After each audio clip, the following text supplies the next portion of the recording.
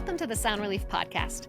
I'm Dr. Julie Prutzman, audiologist and founder of Sound Relief Tinnitus and Hearing Centers. With over 20 years of experience, I've helped thousands find relief from tinnitus and hearing challenges. On this podcast, I'll break down the latest research, share expert insights, and offer real solutions to help you take control of your hearing health. If you're looking for answers, hope, and a path to relief, you're in the right place. Let's get started.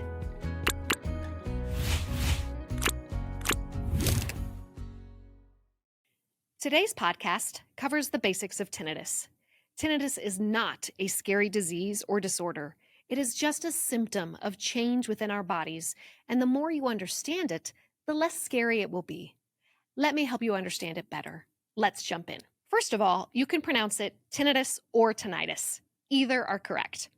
I prefer tinnitus, so that's what I'll use in this podcast, but feel free to stick with whichever pronunciation flows best for you. Today, I want to cover 5 common questions we get in our offices all the time from people experiencing tinnitus. They are, number 1, what is tinnitus exactly, and is what I'm experiencing truly tinnitus or something else? Number 2, why can tinnitus be intermittent for some people and more constant or 24/7 for others? Number 3, why does tinnitus seem non-bothersome for some people and make other people feel like they're losing their minds? And number 4, what are the most common causes of tinnitus? And lastly, number 5, what steps should I take when tinnitus becomes constant and more bothersome for me? Let's get started. Number 1, what is tinnitus? Tinnitus is any sound that a person hears in their ears or head that is not externally produced. What do I mean by that? Let me give you an example. I once worked with a patient who thought her house had a gas leak in it because of the constant hissing sound she heard in her head. After a few hours of hearing this noise, my patient became so panicked that she opened up every window and door in her house to make sure she was not in danger from a potential gas leak. However, it was the middle of the night during the winter. She called her daughter immediately, who rushed over to the house to check on her. There was no gas smell and no sound of a leak, which was further confirmed by the natural gas company the next day. What her mother was hearing was tinnitus, or hissing in her own head that was not coming from the outside world. So, tinnitus can be most commonly described as ringing, buzzing, or hissing in the ears or head. Pulsatile tinnitus, which is far less common, is when a person hears a pulsing sound in their ears that is in rhythm with their heartbeat. Regardless of how it sounds, we know it is hard to exactly duplicate a person's tinnitus because it is brain-generated activity. We get a lot of questions about how we know tinnitus is brain-generated and not ear-generated. For one, we know people experience tinnitus with completely normal hearing, and also with complete deafness, but not all people who have a hearing disorder hear tinnitus. Research studies using functional MRIs have shown tinnitus as hyperactivity in the brain, which is what is so fascinating about tinnitus. Why is the brain producing this phantom sound, somewhat like phantom limb pain? The short answer is often this happens because of changes to the auditory pathways or from lack of auditory input to the brain. But we will speak more about this topic later. Number 2, why is tinnitus sometimes intermittent and sometimes constant? Intermittent tinnitus comes and goes. It might be a warning signal or a sign of future damage. Think of it if you've ever been to a loud concert without earplugs. I remember before I knew better in my 20s, leaving a loud concert at Fiddler's Green Amphitheater with my ears feeling full and a loud ringing sound in my head. I worried that this wouldn't go away, but thankfully, the next morning, the sound was gone. This type of intermittent tinnitus is most likely due to a temporary shift in hearing abilities after a loud noise exposure that does not necessarily cause long-term damage. This could have been avoided by wearing earplugs or filtered hearing protection, but I was young and didn't know any better at the time. Constant tinnitus is when we hear the ringing 24/7 and we consider it persistent after we hit the 6-month mark of hearing constant tinnitus. Some people may experience constant tinnitus for a few days, a few weeks, or a few months. Constant, persistent tinnitus can lead to negative side effects for many people, such as poor sleep, poor focus and concentration, moodiness, increased anxiety levels, and a bunch of other negative side effects, especially if it is contributing to chronic stress. When we treat tinnitus, we are often teaching our patients skills to manage these negative side effects so that we can stop the nervous system's reactions to the tinnitus to eventually block the perception of the tinnitus altogether. Number 3, why is tinnitus bothersome for some people and non bothersome for others? If you have recent onset constant tinnitus, you probably can't imagine how this sound can ever be non bothersome. I get it. But think of our veterans who have heard it for decades or longer after serving our country in the military. Many of them have learned to block the tinnitus out of their mind on their own and only hear it when they focus on it.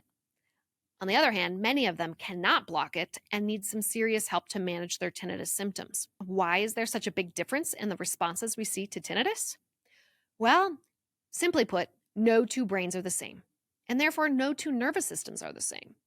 How we are wired can greatly impact our ability to cope with tinnitus on our own. Are we typically a high strung person, or are we maybe a more relaxed personality type? Are we typically anxious or more likely to be calm? How do we cope with stress? Do we have a lot of stress in our lives in general? Are we overall healthy, or are we dealing with multiple health issues at the same time? Are we dealing with a loved one's health issues, and so we really don't have time to focus on our own health and well being? All of these factors can impact whether or not the lower brain labels tinnitus as threatening and bothersome or as non threatening and therefore non bothersome. A lot of this is outside of our conscious control. The trick here is helping the brain flip the switch from labeling tinnitus as bothersome to non bothersome. And I wish it was a simple on off switch situation, but with tinnitus, it's more like adjusting a dimmer switch down. If tinnitus becomes bothersome, we know we can slowly dim the intensity of the sound until it is put into the back of the brain, tucked away someplace distant where we can experience long-lasting tinnitus remission. That's the ultimate goal when we treat tinnitus. We can absolutely retrain the brain to block tinnitus perception completely or turn it down so low that we only hear it when we go and search for it. Like when we're in a totally quiet place without any other thoughts or distractions going through our heads. And we know that experiencing some tinnitus from time to time is natural and normal. We saw this all the way back in 1953 when two researchers, Heller and Bergman, took a group of young, healthy adults and put them in a soundproof room for 5 minutes. 94% of the subjects reported hearing a ringing, hissing, or buzzing sound when isolated from all other noises. So non-bothersome tinnitus does not impact a person's quality of life, and that is what we are always after when we help patients treat their tinnitus. Number 4, what are the most common causes of tinnitus? Number 1, hands down, is loud noise exposure. Military exposure, concerts, loud music for extended periods of time, loud hobbies like race cars, motorcycles, dirt bikes, snowmobiles, the shooting range. Anything loud over 85 dB that we listen to for extended periods of time can damage our hearing, and the louder the noise, the less time before damage occurs, because noise is dose dependent. Talk to your audiologist if you want to learn more about that. Number 2, hearing loss due to aging. This is referred to as presbycusis. Almost all of us will have hearing loss due to age when we hit 80 years old, but it would seem that every generation is showing up with hearing loss at a younger and younger age. Why? In my opinion, it's too much noise exposure. Our average patient age with tinnitus today is now 57 years old, and my prediction is that number is going to steadily drop over time with the amount of Bluetooth and earbud use that everyone has today. The interesting thing here is not everyone with hearing loss will experience tinnitus. Again, this is because no two brains are the same. Some brains react strongly to the change in auditory input due to hearing loss, and other brains do not. Number 3, stress. We talk a lot about the vicious cycle of tinnitus in our clinics with patients.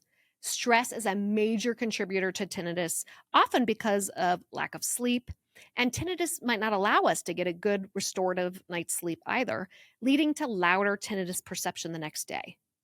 We know that poor health overall can result in chronic stress, which can lead to louder tinnitus perception over time, especially if the health issues go untreated. Number 4, genetic factors. We think there could be a genetic component to tinnitus. We know there are genetic causes of hearing loss and that tinnitus often accompanies hearing loss. Also, tinnitus is the first sign of hearing changes, so there's a lot of overlap between the gene expression of hearing loss and that of tinnitus. But more research needs to be done to see if there's truly a genetic mutation that we could find linked to just tinnitus. This is why research is so important and why I support the American Tinnitus Association and their efforts to help fund research specifically targeted at tinnitus. Number 5, tinnitus is also associated with several other health conditions like Meniere's disease, diabetes, and hypertension. If you're not sure if tinnitus could be a part of another health issue, talk to your primary care physician. Last on our list today, number 5. What are the first steps I should take when tinnitus becomes bothersome for me? Number 1, avoid silence. The brain needs distractions so we do not become hyper-focused on the tinnitus sound. Being in a sound-rich environment can help distract the brain, such as using a fan or instrumental music in the background.